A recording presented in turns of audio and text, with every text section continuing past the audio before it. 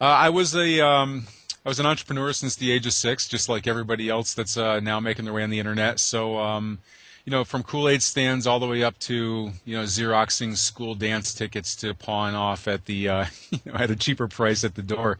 I worked my way up the corporate ladder through hard work. Ultimately, ending up in a six-figure, very, very cushy executive job.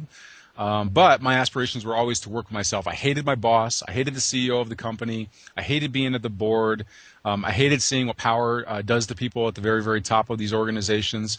And what I wanted was the flexibility and freedom to spend more time with my family, not travel as much. Had a newborn son. Really wanted to be able to be home with my son, for my son. So I continued my aspirations with building my own business.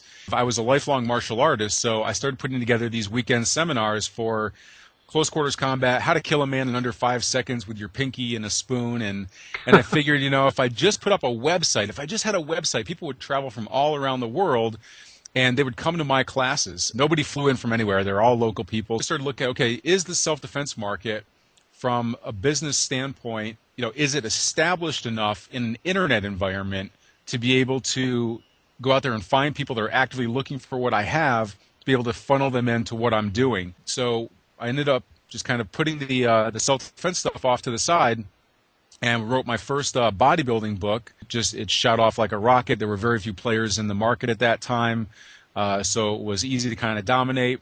Had a lot of affiliates, a lot of good sales, and from then I was hooked. As soon as you get that first sale, you're hooked on information marketing and affiliate marketing. So for me, that's the beginning of it all.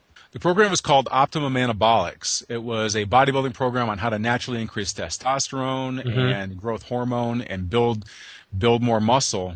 And it was something I'd been training with, I'd had success with, so it was something I knew about. Well, I became the muscle nerd when I put that out. And for me, it was because I wasn't this steroid-ridden pro. I wasn't gigantic. I was a real skinny guy that had struggled with gaining weight all of his life. So I think people could identify with me. So for me, I created the tag name The Muscle Nerd.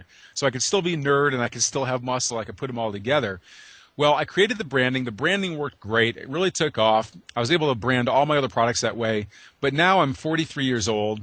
I don't want to be the muscle nerd anymore. The self-defense business has taken off where it's now half of our business, but we're putting 90% of our effort into it now because there's a huge demand in the market right there. Very, very few products that are out there information-wise. People they're familiar with that sort of a thing.